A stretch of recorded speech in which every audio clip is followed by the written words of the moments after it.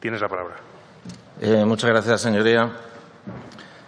Señorías, efectivamente siempre es una responsabilidad venir a la sede del Poder Legislativo y así lo vemos nosotros desde el Grupo de Crecimiento Verde, pero al mismo tiempo también es una oportunidad para intercambiar con sus señorías nuestros puntos de vista y nuestras expectativas respecto de un proceso legislativo tan relevante como es la Ley sobre Cambio Climático y Transición Energética. Si me permiten, muy rápidamente me gustaría introducir qué es el Grupo Español de Crecimiento Verde, sobre todo para poner en contexto las reflexiones que yo querría compartir con sus señorías después. El Grupo de Crecimiento Verde es una asociación empresarial que está constituida desde el año 2014 por cerca de unas 60 empresas.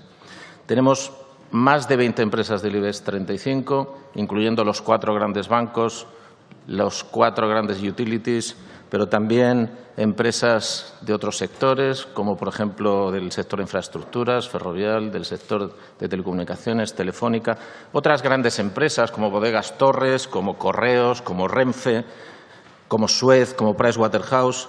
También, y en esto estamos especialmente orgullosos, pymes como Ecoembes, Ecoalf, incluso micropymes como Creando Redes, Ecoaxa.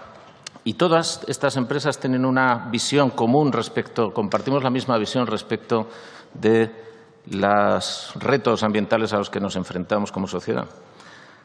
Y esta visión se centra en que, primero, para nosotros, para nuestras empresas, la agenda de sostenibilidad y de cambio climático, si bien tiene riesgos para nuestra economía, también tiene grandes oportunidades. Es más, nosotros pensamos que tiene más oportunidades que riesgos, y no solo para nuestras empresas, sino por extensión para la economía española y, por supuesto, para la economía europea, como ya se ha demostrado y como la Comisión defiende a través del Green Deal, el nuevo marco de competitividad económico para Europa.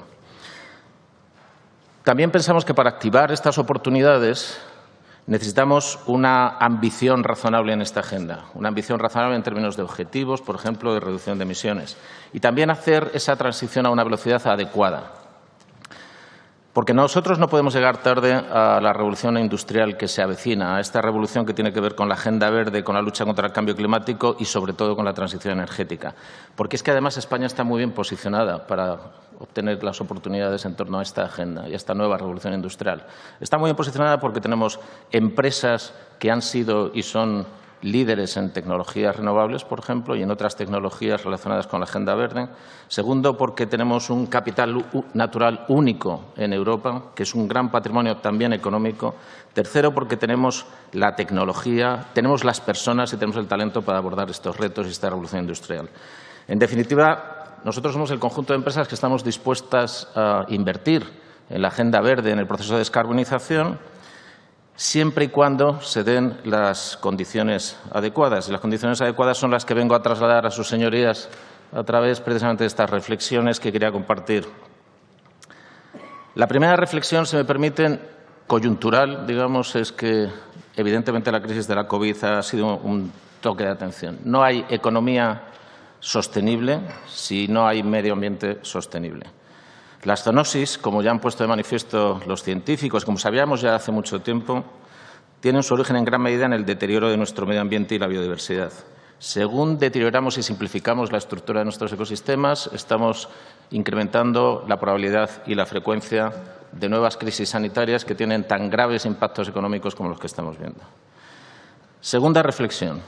El cambio climático es una realidad y lo va a ser en el futuro. En el entorno empresarial nadie discute sobre esto. Es un hecho científico, incontrovertible. Y España va a ser uno de los países más afectados en nuestro entorno. Esto también lo sabemos. Por eso es un hecho, como digo, incontrovertible y entendemos que es un hecho de absoluto consenso, o debería serlo en los partidos de esta Cámara, de todo tipo de espectros y de ideologías. Lo que no es tanto consenso, no hay tanto consenso, es en torno a qué velocidad tenemos que actuar y con qué intensidad. Esto sí nos consta. Es decir, si nosotros debemos hacer más esfuerzos que otras economías que también están incrementando su nivel de emisiones, si debemos, desde Europa, sin ser uno de los grandes emisores, anticiparnos a estas tendencias. A nosotros esto nos preocupa como grupo empresarial, como asociación empresarial, porque pensamos que esto nos podría llevar a la inacción.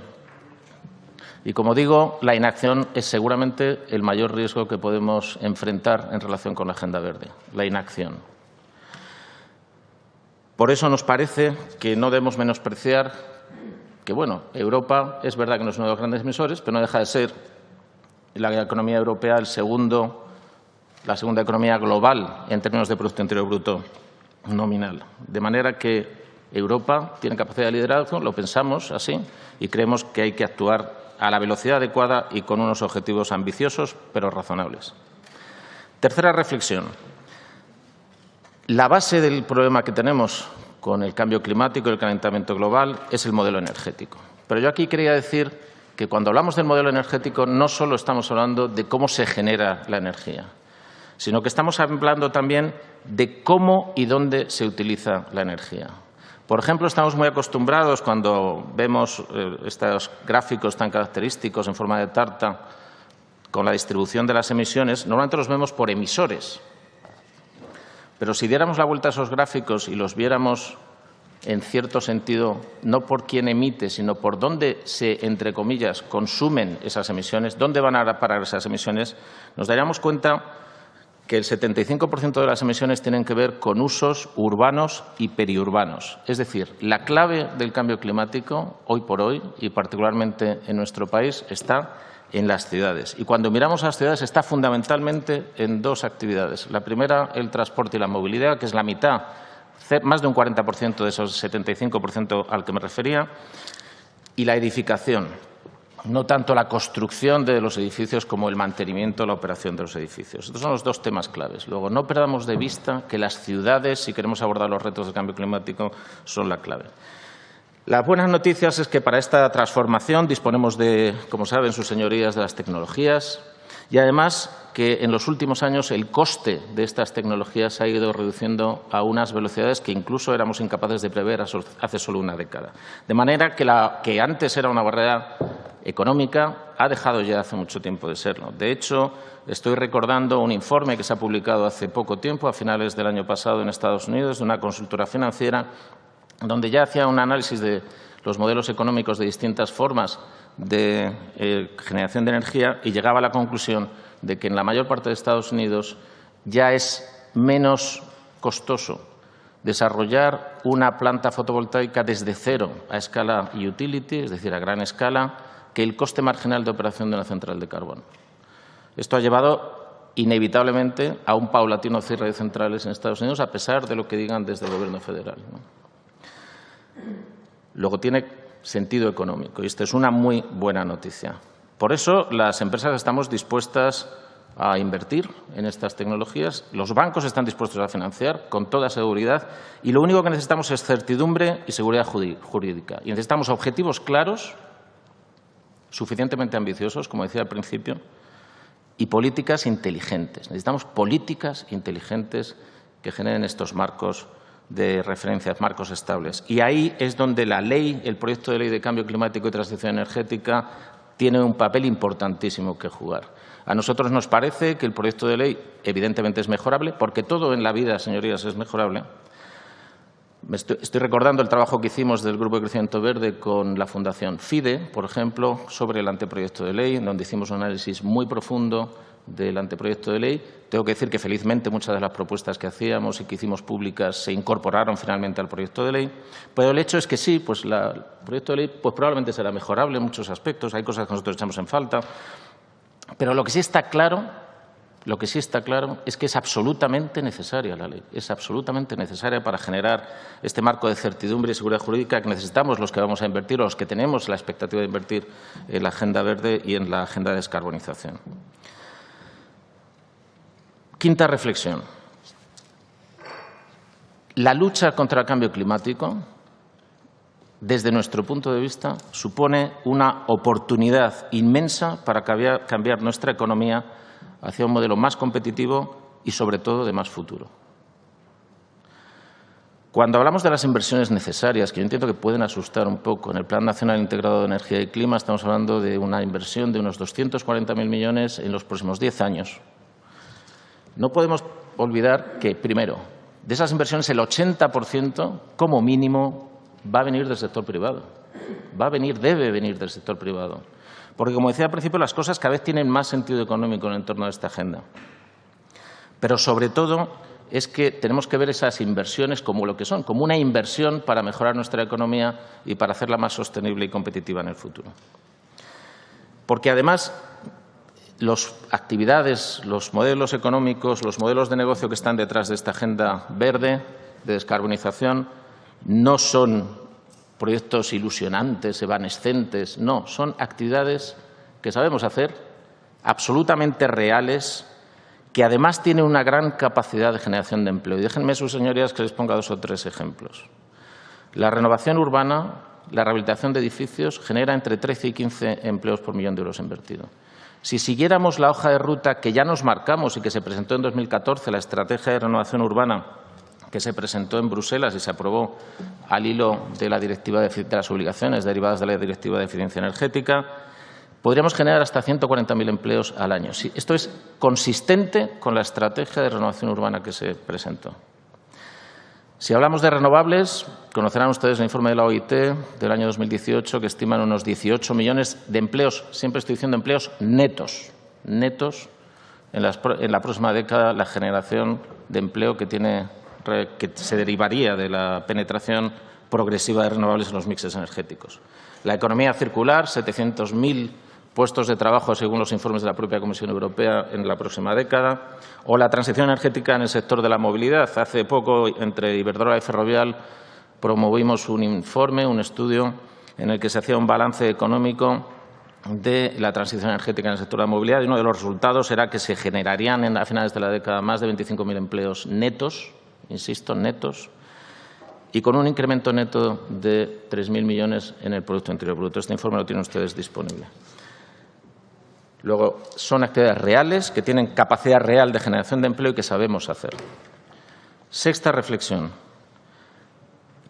Evidentemente, el sector privado, y yo diría sobre todo la colaboración público-privada, son la clave para acelerar esta agenda. Esto no se puede hacer sin el sector privado. No solo por lo que decía hace un momento en términos de financiación, ese 80% que corresponderá al sector privado de los 240.000 millones que se pretenden invertir, sino porque las empresas también tenemos capacidad de innovación, tenemos capacidad para extender las soluciones que necesitamos más rápido, tenemos incluso capacidad también para modular el comportamiento de los ciudadanos, entendiendo ciudadanos también como consumidores. Tenemos mucha responsabilidad en ello y esto es siempre una de las asignaturas pendientes, cómo modular el comportamiento de los ciudadanos para que entren en esta hoja de ruta también. Eso es crítico. Por eso es posible que, en relación con el proyecto de ley, pues echemos un poquito en falta una referencia más explícita a marcos de colaboración público-privada. O también, por ejemplo, a acuerdos sectoriales voluntarios que podrían ser muy relevantes y muy eficientes y que es una figura jurídica que existe en nuestro ordenamiento. También vemos con buenos ojos incluso las obligaciones que se derivan y que sí que figuran en la ley, como las obligaciones de reporting no financiero vinculadas a los riesgos relacionados con el cambio climático. Porque es que esto además no hace sino afirmar la tendencia que ya conocemos a escala global, a nivel internacional, desde que se aprobó el TCFD, el Task Force, los informes del Task Force for Climate Financial Disclosure del Financial Stability Board. Además del sector privado, y esta es la siguiente reflexión, ya estoy terminando, el sector público tiene una inmensa responsabilidad, pero no la tiene solo como poder ejecutivo, la tiene también como principal cliente de la mayor parte de los sectores económicos de este país. Por eso hemos aplaudido que en el título 7 del proyecto de ley se haga mención, al menos, en relación con las compras innovadoras, la compra verde, pero nos preocupa que esto no lleguemos a trasladarlo a tiempo y de forma ágil a los pliegos de condiciones. Es algo que se convertiría en una verdadera palanca para el cambio que aceleraría la transición. Terminando ya, y como pusimos de manifiesto en nuestra comparecencia en la Comisión para la Recuperación Económica, los fondos de la Comisión Europea son una oportunidad única para acelerar esta transformación. Esta transformación se iba a producir de todas maneras, por lo que he dicho, porque tiene sentido económico, porque sabemos hacerla. Pero no es menos cierto que si disponemos de un soporte extraordinario de dinero, podemos acelerar muchos de los cambios, por ejemplo, en el ámbito de la renovación urbana o de la transición energética en el sector de la movilidad, a los que me refería antes. Lo que sí nos parece crítico es que las inversiones se orienten hacia aquellas actividades que tienen capacidad para generar empleo ya, pero que estén alineadas con lo que llamamos el Green Deal y la Agenda Verde. ¿Por qué? Porque si no, corremos el riesgo de invertir en sectores o en activos que son pan para hoy pero hambre para mañana, que no van a tener futuro o no van a tener futuro a muy largo plazo, de manera que esas inversiones generen lo que en términos anglosajones, habrán escuchado ustedes, denominan stranded assets, activos varados, ¿no?, que generan muchas expectativas a corto plazo pero muy pocas a medio y largo plazo. Nosotros necesitamos generar empleo y actividad económica sostenible en el tiempo a largo plazo. Y termino con una última reflexión que querría compartir con sus señorías y que para mí es la más importante de todas las que vengo a transmitirme. El sector empresarial, en particular las empresas que estamos dentro del Grupo de Crecimiento Verde, que representamos a prácticamente todos los sectores de la economía española, empresas de todos los tamaños, como les decía al principio, le damos una absoluta prioridad y una absoluta importancia al consenso político, porque esa es la clave de que tengamos éxito en esta agenda. Necesitamos consenso político porque es lo que va a dar fuerza a este nuevo marco de lucha contra el cambio climático y de modernización de nuestra economía. Porque necesitamos trascender distintos gobiernos de distintos espectros políticos, ideologías, más allá de los periodos electorales. Porque si nosotros, las empresas, tenemos que invertir, imaginen, en infraestructuras energéticas con plazos de amortización larguísimos, necesitamos estabilidad y un marco de certidumbre también a muy largo plazo. Por eso, termino diciendo que lo que de verdad necesitamos, además de la ley, es consenso político de medio y largo plazo. Eso es lo que realmente les pedimos desde esta parte del sector empresarial, que, insisto, es una parte muy representativa de la industria española. Muchísimas gracias, señorías. Muchas gracias, Valentín, y gracias especialmente por ajustarte